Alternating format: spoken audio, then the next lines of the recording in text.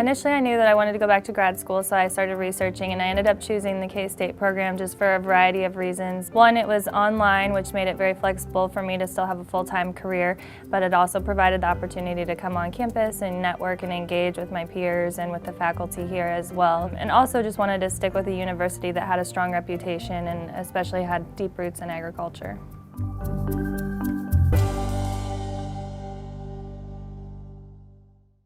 Hello, this is Agri-Pulse Washington Week in Review. I'm Philip Brasher, and with us this week is Illinois Congressman Rodney Davis. Congressman, thanks for being here, speaking to us from St. Louis, very close to your district. You're getting ready to head back to D.C. for a very rare weekend session to talk about the Postal Service. So we'll get into that in a second. But Congressman, you announced just a couple of weeks ago that you had tested positive for COVID-19. Tell us how you're doing and your family. No, I'm doing great. My family was great. Luckily, I was the only person that tested positive. But, you know, I had throughout this pandemic taken my temperature in the morning and in the evening with the same thermometer.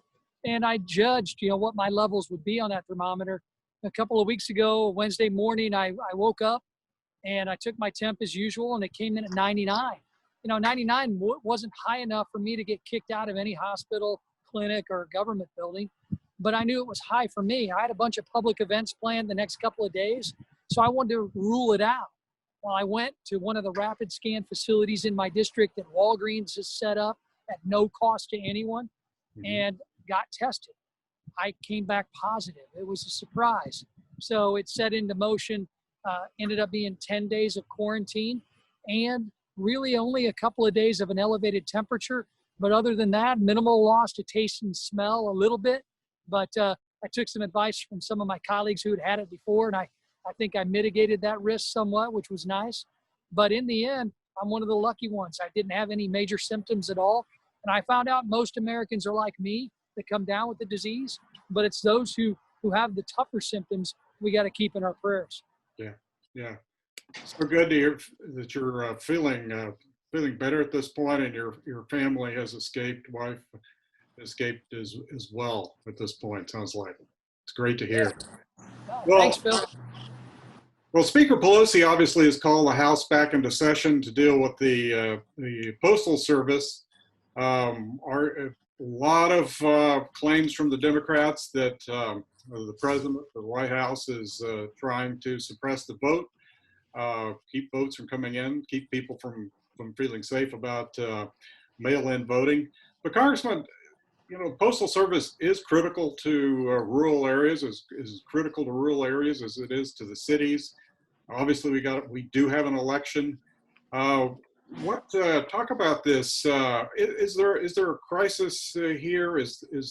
Are you concerned about the Postal Service bill being slowed down? And does the Postal Service have the money that it needs?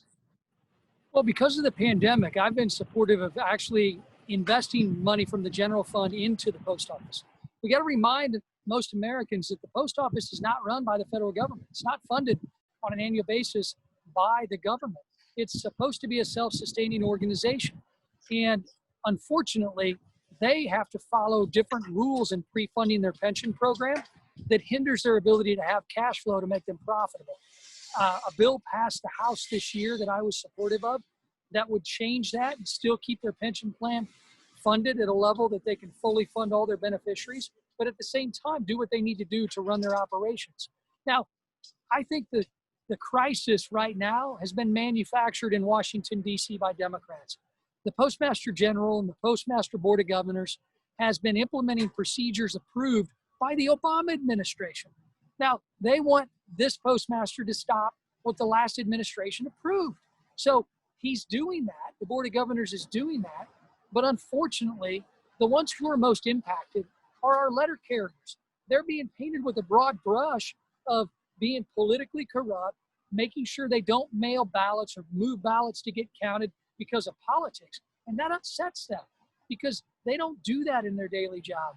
And the letter carrier friends I have that I've spoken with are really angry at Democrats in Washington for making their customers think that they put a political litmus test on what letters should and should not arrive in their mailbox.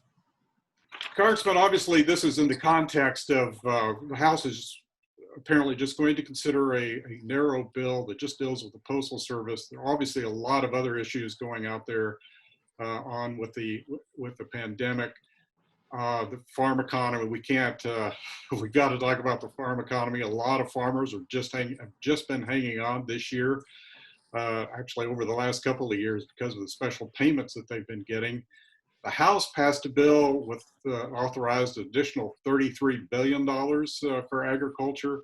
Senate Republicans proposed more money, but this past week, the negotiations haven't gone anywhere. This past week, the Republicans in the Senate have been circulating a bill that has no additional money for agriculture. Where are we going here? We don't seem to have made any progress. There's been no sign of progress this week either. There's not going to be any progress in COVID legislation because when the speaker put together her $3.4 trillion wish list that had a lot of good things in it, like ag funding, but none of my farmers want us to have a partisan bill that costs $3.4 trillion passed, signed into law, regardless of how beneficial it could be to ag. Now, we've got to do what we can to continue to push leadership in both parties to come to an agreement that includes that we look out for agriculture and the impacts that we could have come this harvest season. You know, we all expect record yields again this year. You look at the crops in my area, and we're going to have them. And we don't know what that phase one China deal is going to look like in a post-COVID world. So we're, keeping an eye out in the marketplace. And at that time, there's been no administration I've ever seen and had the chance to work with that has put farmers first more so than this one. Who would have thought that a Republican president would have gone through multiple rounds of MFP payments because he knows that we need a fair trading agreement in place with a country like China versus just doing the status quo, which in the end, we all know China hasn't traded fair with even Illinois agriculture products. We have a phase one China deal. I don't know what that's going to look like. I certainly hope they live up to their end of the bargain. And if they do, then our farmers are going to be happy. But if they don't, this administration and we in Congress stand ready to help. Obviously, USDA, Agriculture Secretary Sonny Perdue is sitting on another $14 billion that was authorized from the CARES Act to spend on farmers.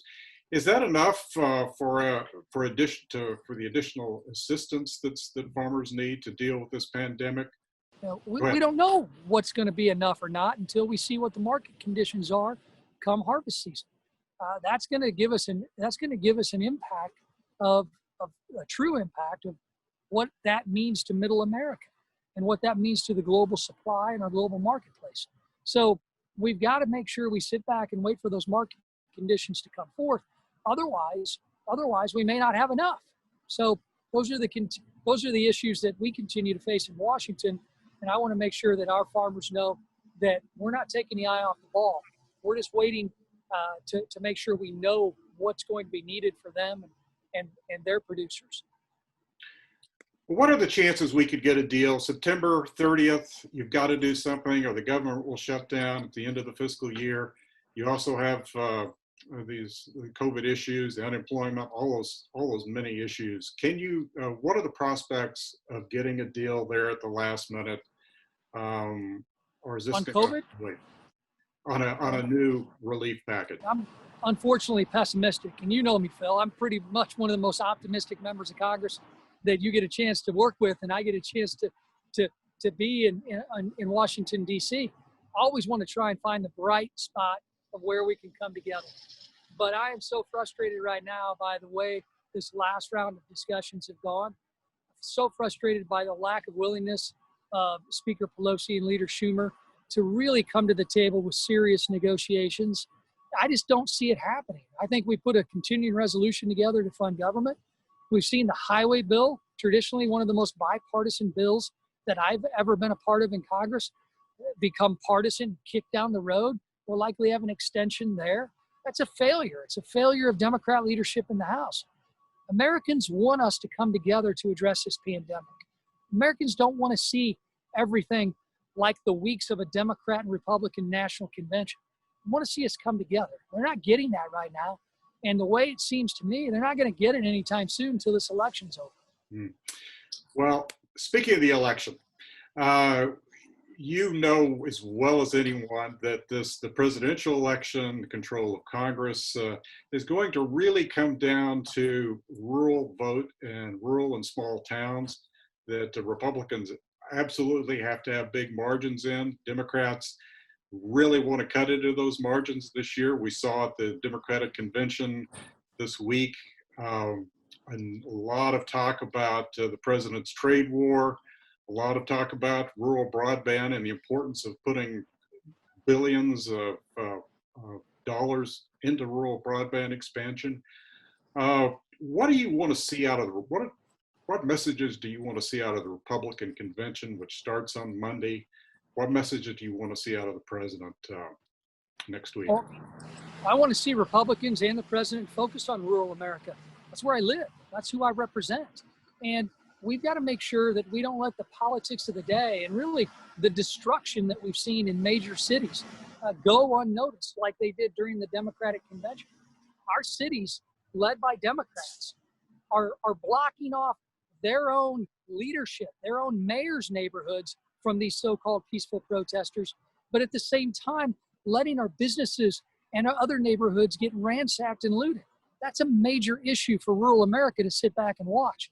And that's something that I hope the Republicans remind Americans in our cities and in rural parts that we're here for law and order. We're lawmakers.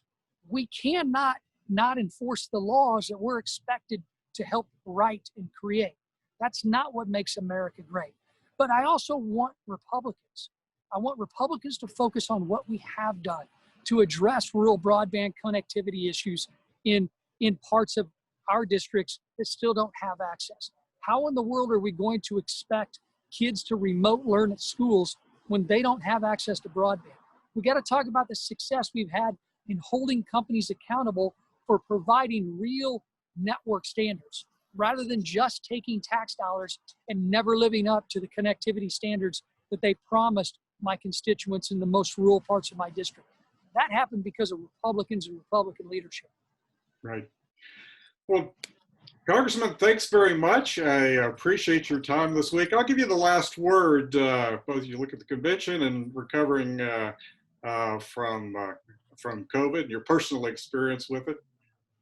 Well, Phil, thank you. I'm one of the people in the statistics now.